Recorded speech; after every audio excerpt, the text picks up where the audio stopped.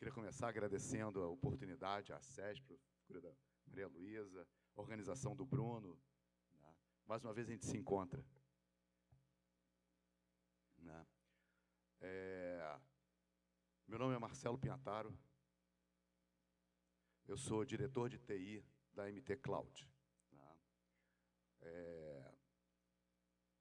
Falar um pouquinho do que a gente faz. Né?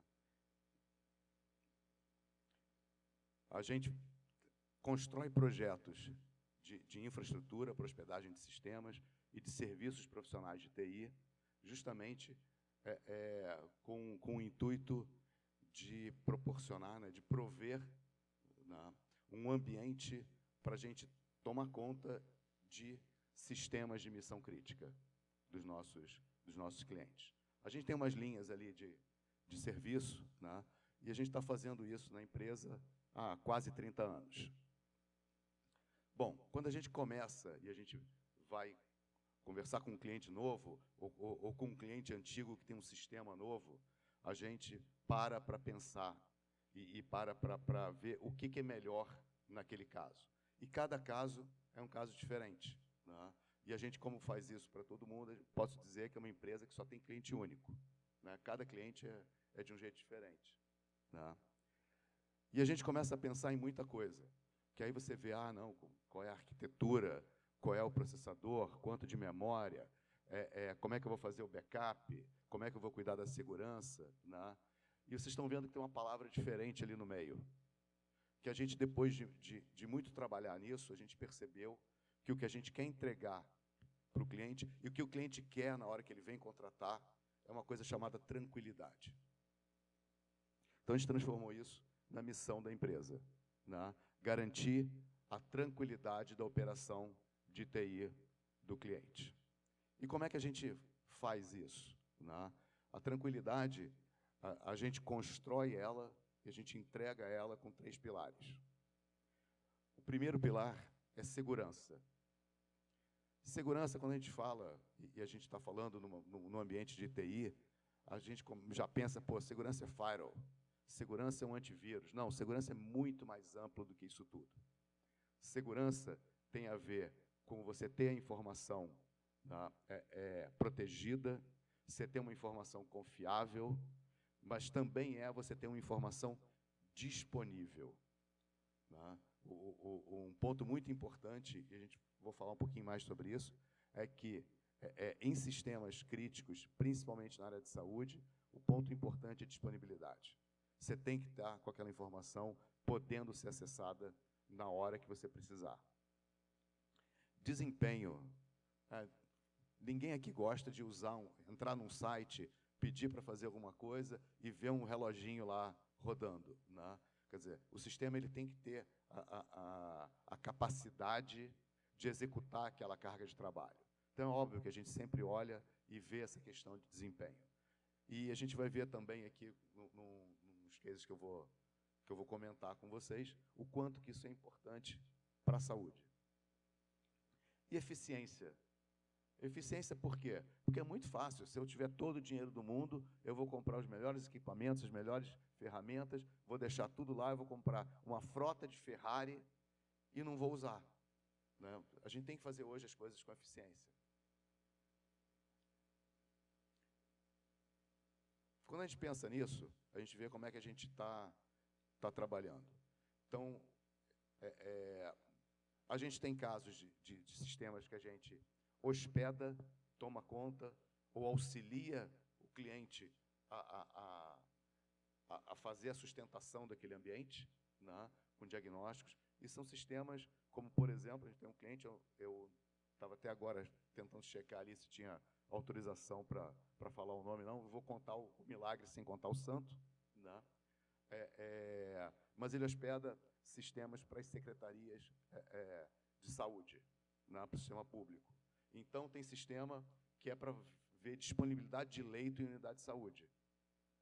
Esse é um que, apesar de toda a segurança estar lá em cima, do desempenho também ser importante, né, a coisa mais importante é a disponibilidade. Esse sistema ele não pode ficar 10 segundos fora do ar.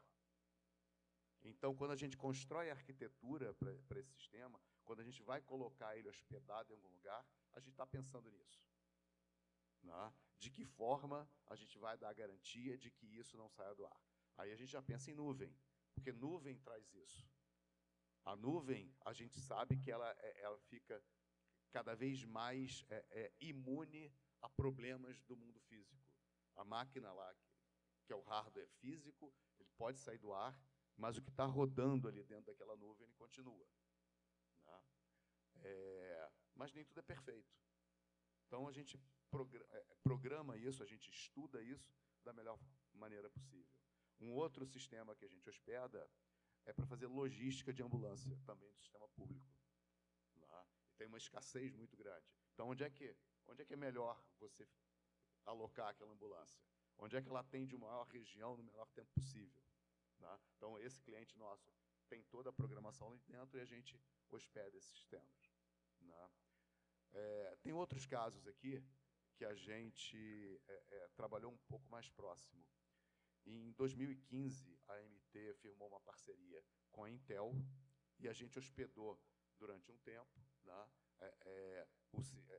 o Intel Innovation Center no Brasil, que, no fundo, era um ambiente de HPC, de computação de alto desempenho, em que a gente trabalhou junto com a Intel, né, a gente foi treinado para isso, para ver casos em que a tecnologia da Intel poderia melhorar resultados. Tem 2 casos que a gente fez na área de saúde. Isso não estava restrito à área de saúde, mas 2 casos a gente trabalhou.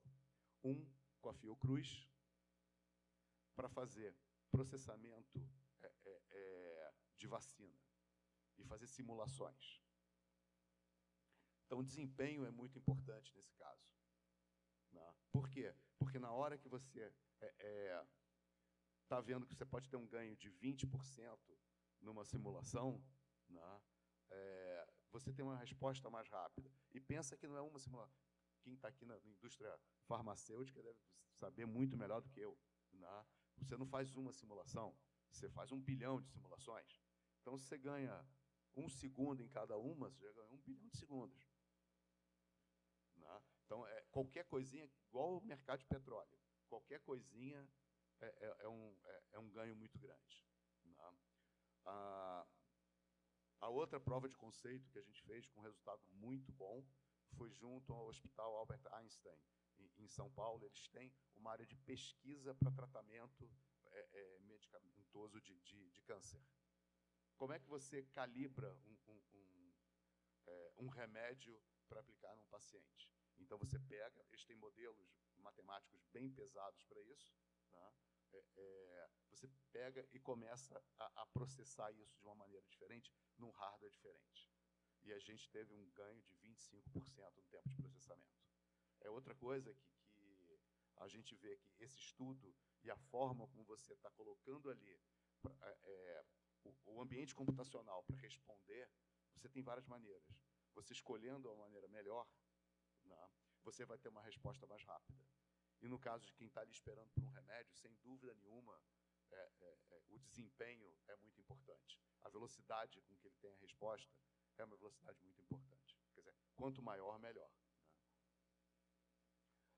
Né? Basicamente, em termos de case, era isso. Né? Como é que a gente faz essas coisas? Né? Como é o método que a gente tem, e é um método que é aberto a qualquer cliente novo que entrar no nosso site, tem lá um botãozinho, a gente chama de Cloud Assessment. Né? Isso o modelo primeiro a gente tem que entender e definir uma arquitetura. Entender os requisitos, né? O que é importante, o que ele vai fazer, de que forma que o cliente está executando aquela carga de trabalho, e a gente define uma arquitetura. Obviamente, com a prioridade que ele está passando para a gente. Então, a gente também tem que entender um pouquinho do negócio dele, claro. Né? Depois, a gente define uma matriz de responsabilidade. Até onde a gente vai e até onde a gente não... O que a gente faz e o que a gente deixa de fazer. Né? Quando você vai contratar um ambiente de nuvem em qualquer lugar, você tem um ambiente que virtualiza aquele recurso computacional, quer dizer, constrói a nuvem. Né? você tem o que está rodando dentro da máquina virtual, dentro daquela instância. Tá? Quem mexe ali dentro? Quer dizer, o provedor está mexendo só na parte da geração da nuvem, mas aquilo ali dentro, aquele conteúdo, o provedor não vê. Ou você quer que ele veja, ou você quer que ele ajude. Né? E aí são os serviços. Quer dizer, a matriz de responsabilidade é importantíssima para estabelecer uma linha muito bem definida, até onde vai o trabalho de um e qual é o trabalho do outro. Né? Acordo de nível de serviço. Questão da disponibilidade, por exemplo. Quanto tempo eu me permito ficar fora do ar com esse sistema? Então, aí se definem os acordos de nível de serviço para aquele ambiente que você está colocando, para o cliente. Tá? E um plano de ação. Como é que eu executo isso? Eu defini uma nova arquitetura, eu defini uma nova matriz de responsabilidade, eu defini um novo SLA. E agora, como é que a gente faz? Né? Como é que eu dou esses próximos passos? E aí a gente define essa jornada. Essa é uma metodologia que a gente faz. Quem quiser pode visitar o nosso site, que tem lá um botãozinho para solicitar a conversa com um dos especialistas. A gente está aí nas redes sociais, só procurar para a gente no LinkedIn, no Instagram, Facebook, YouTube. A gente tem um canal no YouTube, tá? Que a gente coloca muito conteúdo lá dentro. A gente tem, inclusive, uma série de webinários chamado Telefone Vermelho.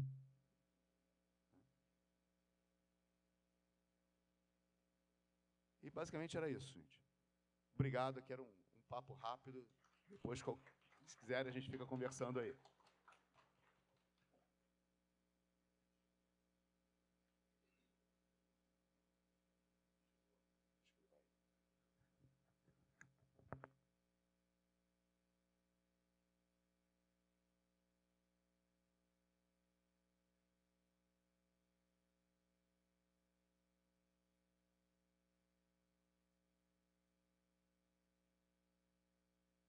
Alô, alô?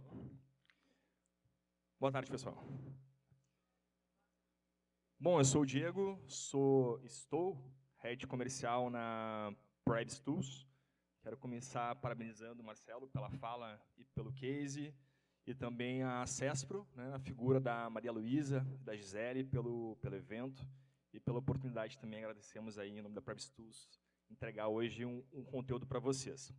Bom, basicamente, a Privacy Tools, nós somos uma Privacy Tech, nós somos uma ferramenta de gerenciamento de privacidade de dados.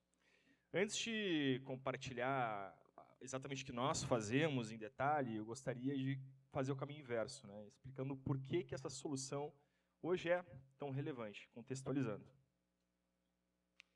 E eu começo fazendo isso com uma notícia bem recente, do dia 20, agora de outubro. Empresa falha em aplicar a LGPD, dados vazam e limeirense será indenizado. O que é interessante dessa notícia aqui? É que o judiciário começa agora a aplicar condenações com base na LGPD. Existe já, desde o começo do ano, uma expectativa em relação às multas, fiscalização do órgão administrativo, mas a gente começa a ver agora que o próprio Poder Judiciário, e também o MP tem essa ingerência, começa a dar atenção ao tema e a decidir com base na própria LGPD. Um outro case interessante, já trazendo agora para a nossa realidade aqui da saúde, é um caso em que uma estagiária fez o famoso bumerangue, na época do auge da pandemia, compartilhando como ela estava triste com a subida, né, dos números de casos. O que ela não percebeu é que no fundo desse bumerangue aparecia uma lista com o nome das pessoas que tinham sido, né, diagnosticadas com a doença. Isso rapidamente foi identificado, a estagiária acabou sendo demitida, e isso demonstra assim, como o tema de vazamento de dados e o cuidado com os dados pessoais é um tema que, de qualquer lado, ele pode ocorrer um incidente, né? Então, devemos estar muito atentos a isso. Minha missão aqui é mostrar o tema é caro, especialmente para o tema da saúde. E para isso, sem entrar em nenhum juridiquês aqui, mas só contextualizando, nós temos a LGPD especificando duas figuras. De um lado, dados pessoais, que são qualquer dado de pessoas naturais, como nós, que permitam a identificação dessas pessoas.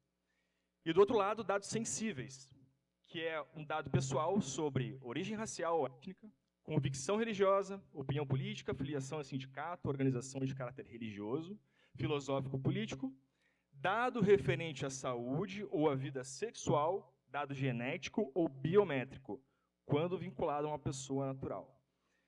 Bem, quando a gente começou, abriu o nosso evento de hoje, achei interessante a fala da Gisele, comentando que saúde tem a ver com pessoas. E quando tu trata de pessoas, naturalmente tem dados. E especificamente na área da saúde, quando a gente trata de dados, eles têm relação com dados sensíveis.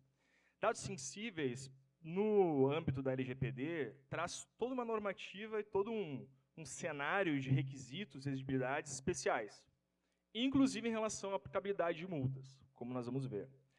A ANPD, a Autoridade Nacional de Proteção de Dados, acabou de publicar um regulamento em relação à dosimetria da pena.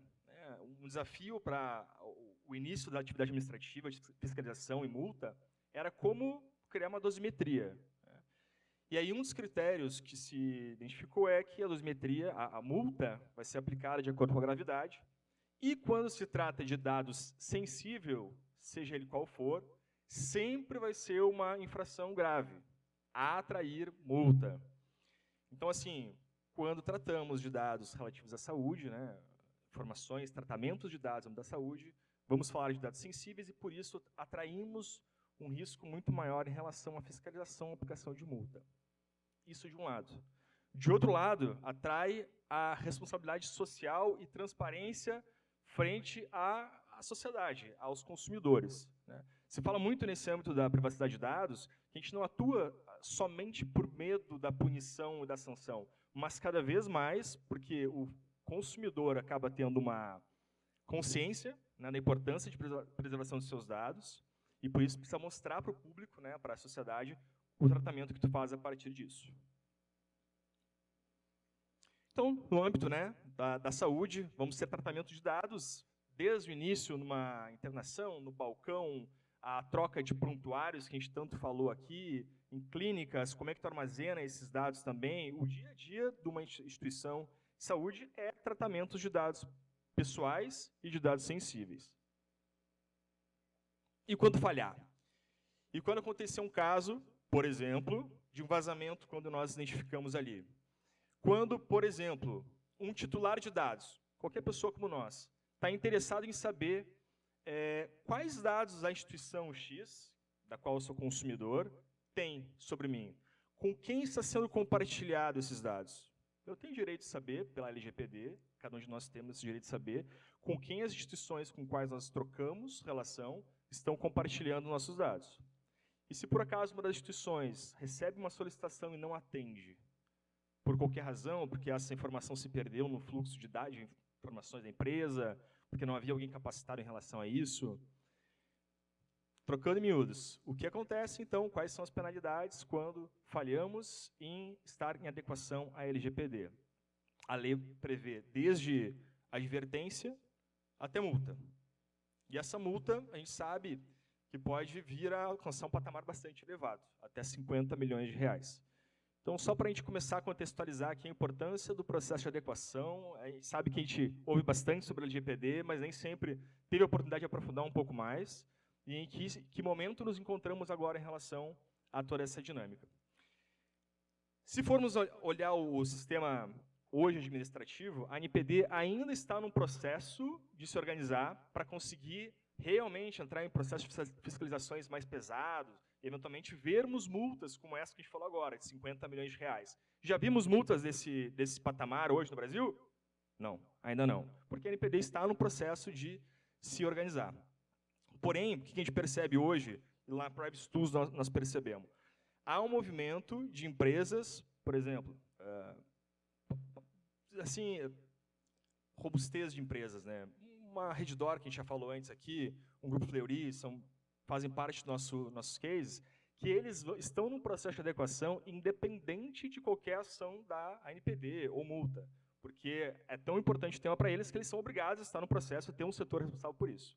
Então, existem empresas desse porte que, independente de qualquer atuação administrativa, vão estar se adequando. Mas também existe um movimento muito forte de empresas que querem fornecer para essas empresas. E hoje exigem que seus fornecedores estejam no processo de adequação, seja com banner de cookies, como vamos conversar na sequência, com política de privacidade, com atendimento aos titulares de dados.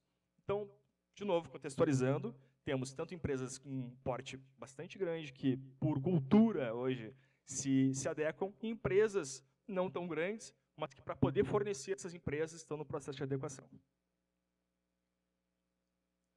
E a solução, então, né? Como a gente supera esse risco de não estar em adequação? Basicamente, entrando num processo, né?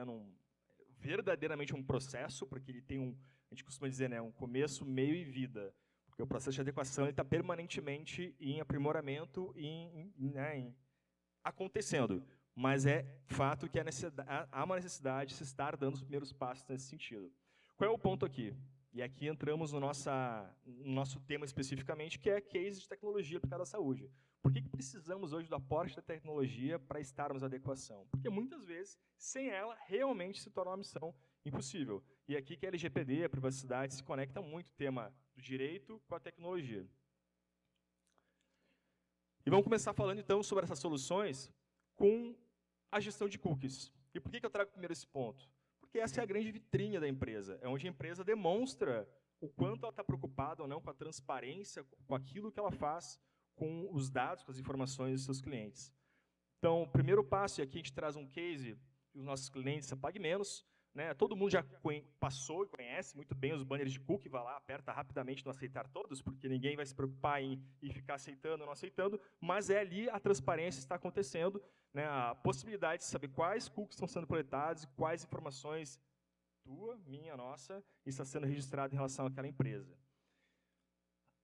Aqui, deixa eu voltar um slide só. Nós temos no banner de cookies a opção de rejeitar todos, aceitar todos, ou então clicar em gestão de cookies. Clicando em gestão de cookies, nós abrimos essa tela que é a central de privacidade. De novo, todo um processo da empresa buscando transparência com seus consumidores. Aqui, o consumidor vai encontrar a política de gestão de cookies, pode também a empresa subir o aviso de privacidade dela, novamente, reforçando a privacidade.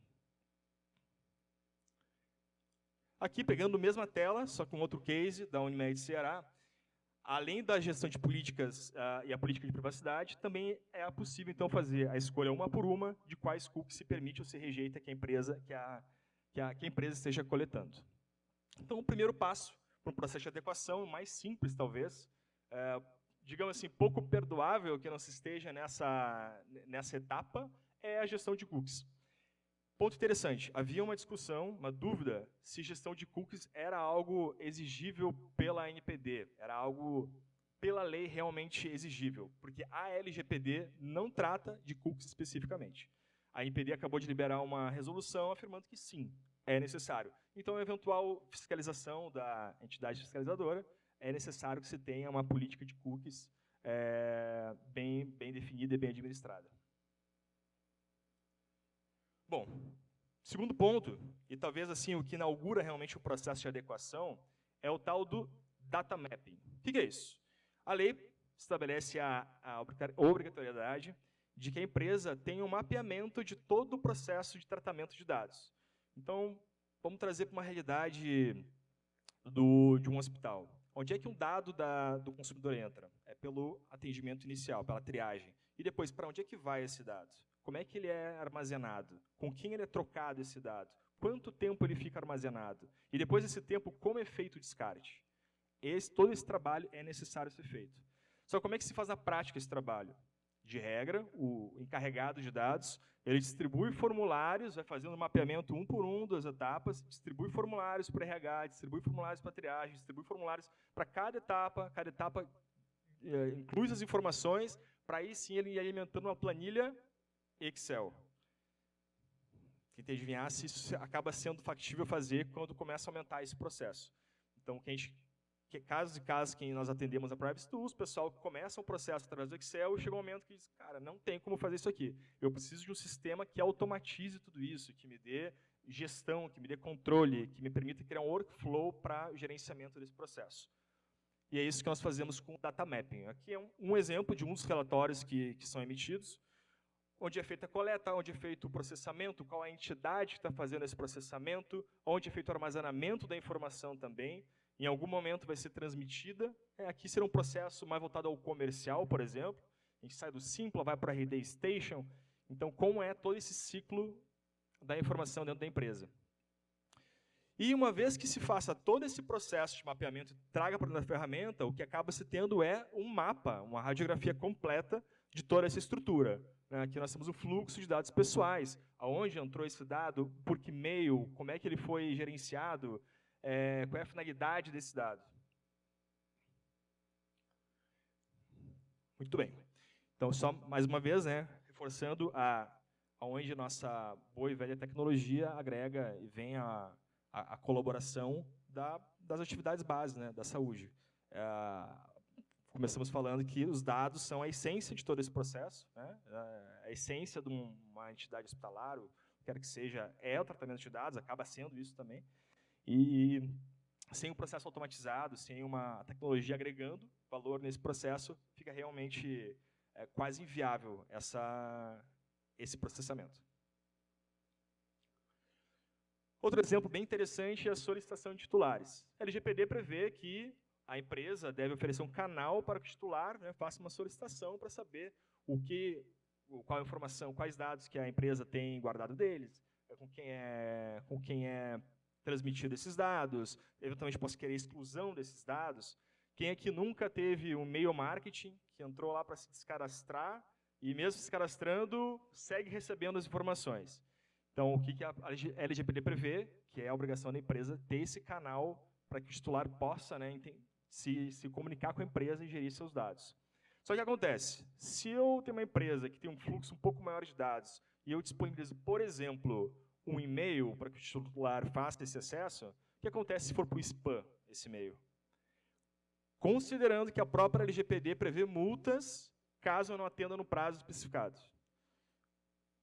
Ou, se eu tenho uma pessoa que não está devidamente capacitada no setor, por exemplo, de saque, para fazer esse atendimento, e faz um atendimento equivocado, como é que eu faço? Nós, na Privacy Tools, temos um módulo de solicitação de titulares, que ele é basicamente, em primeiro lugar, um formulário, um canal em que o titular pode acessar, dedicado para essa solicitação, que ele vai colocar suas informações, qual é a sua categoria, se ele é cliente, se ele é um fornecedor, se ele é um funcionário, e vai fazer a sua solicitação. Uma vez que fez a solicitação, isso vai alimentar a plataforma, o DPO, o encarregado de dados, vai ser notificado, e a partir disso, por dentro da ferramenta, ele consegue fazer toda a gestão dessa solicitação. Seja respondendo o titular, rejeitando a solicitação, caso não tenha relação com a LGPD, criando um workflow, porque muitas vezes tem que envolver vários setores da empresa para conseguir atender aquela solicitação. Quero saber onde estão armazenados esses dados. Puxa, eu tenho que envolver o RH, envolver o comercial, envolver diversas áreas. Então, é possível, por dentro da ferramenta, criar todo um workflow para esse atendimento. Inclusive com alertas para que não se perca o prazo legal previsto na LGPD. Aqui é apenas um exemplo de algumas solicitações que foram feitas com o devido protocolo. Bom, outro tema caro também e que, por exemplo, hospitais necessariamente têm que dar atenção é a gestão de consentimentos. A LGPD prevê várias bases legais para que uma instituição, uma empresa, faça um tratamento de dado, para que ele utilize aqueles dados. Uma das bases legais, e que acaba sendo bastante utilizada, é o consentimento. Então, basicamente, para que a CESPOR possa mandar hoje uma newsletter, em algum momento dê um consentimento para que isso acontecesse. Mesma coisa, qualquer instituição hospitalar. E isso acaba sendo complexo, muitas vezes. Como é que eu faço isso manualmente, por exemplo? Não há modo. Eu preciso de algum modo que automatize isso e crie um fluxo de trabalho. Isso a gente faz através da gestão de consentimento. Aqui, de maneira muito simplificada, é um formulário criado através da própria ferramenta, em que vai se especificar para que eu estou dando consentimento. Então, nesse caso aqui, eu estarei dando consentimento para receber newsletters e promoções, vou incluir meu nome e meu e-mail. Pronto. A partir de agora, a empresa tem consentimento para enviar newsletters e promoção. Esse formulário pode ser aberto também, por exemplo, com um QR Code. A partir daí, é possível, por exemplo, integrar com ferramentas de e-mail marketing. Né, deu consentimento, ok. Então, por exemplo, a RD Station vai disparar as campanhas necessárias. Também, por dentro da ferramenta, é possível fazer a gestão contrária. Se o titular de dados quer cancelar, revogar aquele consentimento, a lei prevê que ele tem esse direito. Então, é possível lá acessar qual foi o consentimento dele e revogar, e isso vai integrar com todos os sistemas, um CRM, um Salesforce, um RD Station, para que aquela pessoa deixe de receber, por exemplo, uma newsletter. A gente tem cases interessantes aqui na área de farmácias. O pessoal, é uma bela história de pegar um CPF para poder receber promoção e, com isso, né, poder acabar recebendo newsletter. O que a gente fez em alguns casos? Ao invés de ter que fazer algo manual, que alguns clientes faziam, muitas vezes, pegavam a assinatura do cliente, a gente criou um QR Code, foi impresso no balcão, e a partir daí, basta o cliente ali na hora escanear o QR Code, e ele vai ter acesso a esse formulário para receber promoções e ganhar descontos e tudo mais. Aqui um exemplo na tela de gestão dos consentimentos, a gente consegue entender todos os grupos de consentimento, pode ter inúmeros formulários, inúmeras finalidades para esse consentimento e fazer a gestão a partir da plataforma.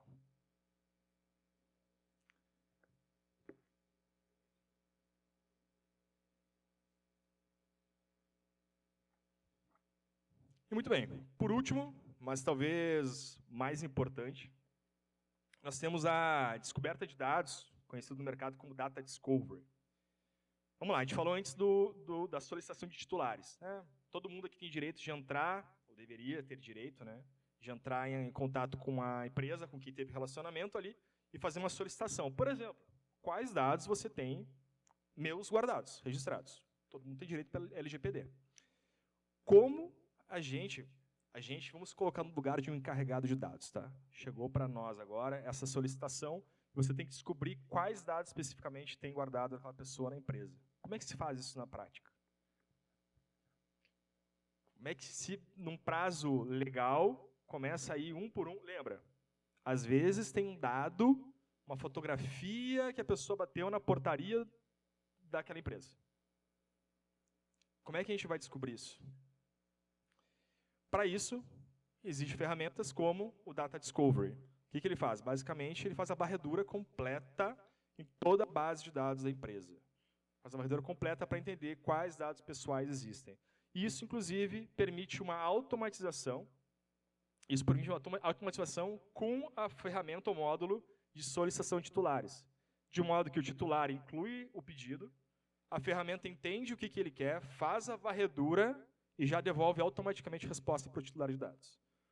Por exemplo, nós temos um cliente com um alto volume de solicitações, a Copel. Tem uma média de 200 solicitações dia de titulares. Como é que se faz esse atendimento? Que equipe tem que ter estrutura para dar esse atendimento? O Data Discovery vem justamente para dar esse suporte, para automatizar esse processo e devolver o pedido, né, a solicitação para o titular. Isso, além, claro, de conhecer o teu banco de dados, saber quais dados pessoais ou sensíveis tem, a otimização dos teus bancos de dados, para poder fazer o melhor gerenciamento deles. Bom, pessoal, e aqui, por último, só para que porventura ainda não tenha assistido e que queira ficar ainda mais sensibilizado em relação ao tema privacidade de dados, fica a sugestão do documentário Privacidade Hackeada. Já se comentou aqui antes do caso da Cambridge Analytica, que foi o grande estopim aí, né, para que a gente entenda a importância desse tema. E é uma questão muito cultural. A gente está só no começo de um processo da gente também se entender a importância de ter cuidado em relação aos nossos dados. E à medida que cada um de nós vai criando essa consciência, essa maturidade, isso também vai forçando, né, que as empresas, as instituições vão tendo que se adequar a tudo isso e respeitar, né, esse processo e os direitos previstos na lei. Então, fica aí uma sugestão de um documentário bem interessante. Mas é isso. Agradeço e fico à disposição.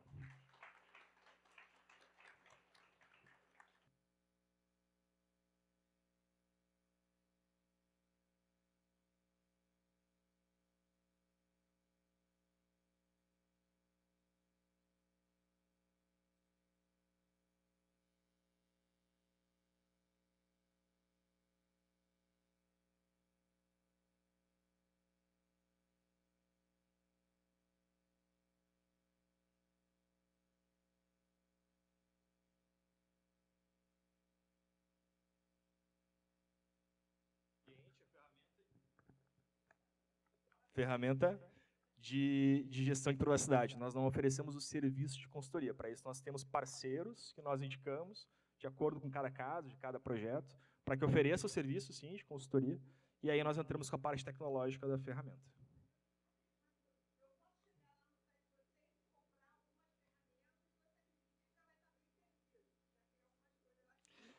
Exato. O que acontece? A Privacy Tools, nós temos uma solução modular, né? Então, a empresa, nosso cliente, vai contratar de acordo com aquilo que faz sentido para ela naquele momento. Nós sabemos que existem vários níveis de maturidade no processo de adequação.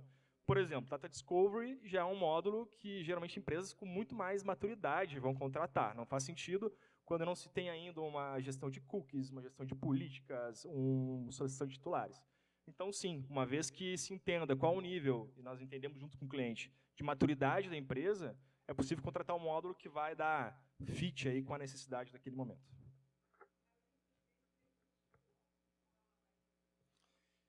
A maior parte dos clientes ela tem